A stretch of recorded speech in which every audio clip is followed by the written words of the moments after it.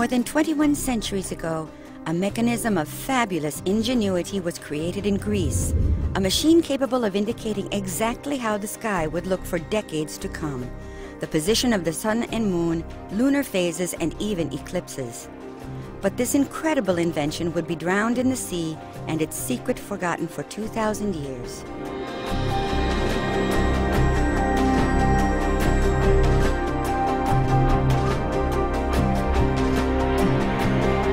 The Roman ships traveling from Asia Minor to Italy passed between the Peloponnesus and Crete. The small island of Antikythera sits right in the middle of this maritime corridor. Its craggy, rugged coast presented a real threat to passing ships, which could be dashed against the unforgiving rocks in a storm. This is precisely what happened around 70 BCE to the ship filled with treasures we now call the Antikythera wreck.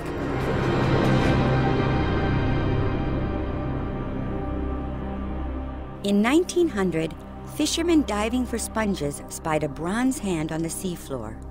They told the Greek authorities, who, the next winter, searched the Antikythera coast around the shipwreck.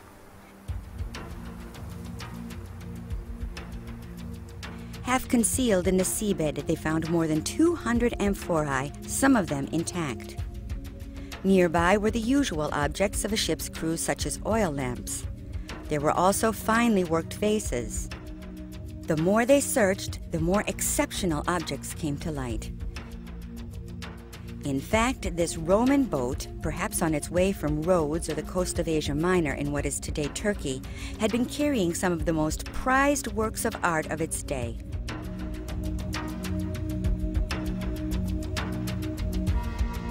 The bronze hand proved to belong to a 5th century BCE Greek sculpture of a philosopher, whose head and some other limbs were later found.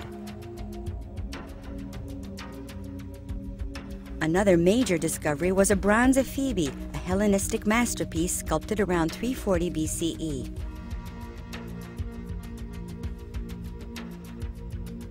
Half submerged in the seabed, more statues were preserved from corrosion by the sand and sediment. They lift the veil slightly on the genius which created them from stone.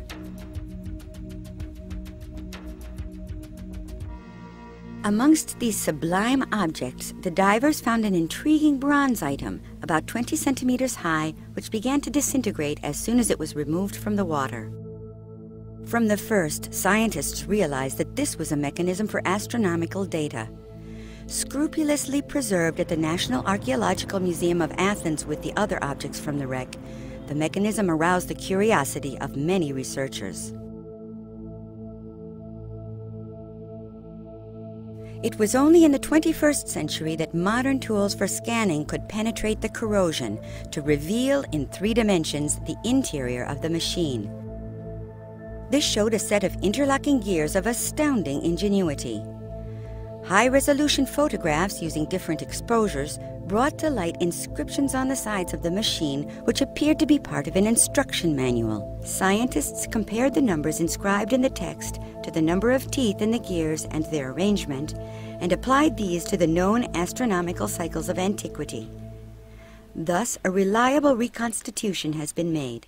All the clues point to the same date, including the metallurgical analysis and especially the text analysis. The form of the letters is typical of the period, and the vocabulary used is found on all the other texts of the same period. Given the extensive information we have, a reliable reconstitution can be made. Housed in a rectangular frame, the machine shows data on both sides. In front is the larger dial, showing the 365 days of the year according to the Egyptian solar calendar. Inside, a second circle shows the 12 signs of the zodiac. By turning a handle, one could position the 2 hands to indicate, for each day of the year, the exact position of the sun and moon, and a small sphere indicating the phase of the moon. In order to guarantee its exactitude, whatever the day or year chosen, a dial on the back of the mechanism shows the metonic cycle, which reflects lunar and solar cycles over a period of 19 years, corresponding to 235 lunar months. Above this, another spiral dial indicates eclipses of the sun and moon. The handle was used to advance the pointer to determine when the next eclipse would occur in the Saros cycle. As these operations were connected by the interlocking gears, the actual date of the eclipse showed on the other dial. How did the Greeks manage to devise a mechanism to reflect such complex and irregular data as the lunar cycles? The question also intrigues today's specialists in fine watchmaking. Mathias Butte, Director of Research and Development at Hublot, decided to reproduce these ancient forgotten calculations and integrate them into a modern watch. Je voulais pas être comme un pilleur de tombes qui vient voler une idée. I didn't want to be like a tomb robber who comes to steal an idea which has existed for a long time, but rather like someone who approaches our forefathers with deep respect, whose goal is to recreate the antique object in a contemporary form.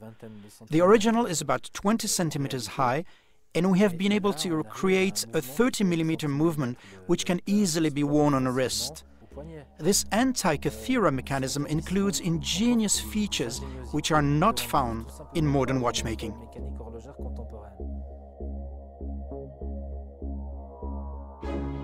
Several writers in antiquity, including Cicero, mention the existence of similar machines, but the Antikythera mechanism is the only one which has been recovered.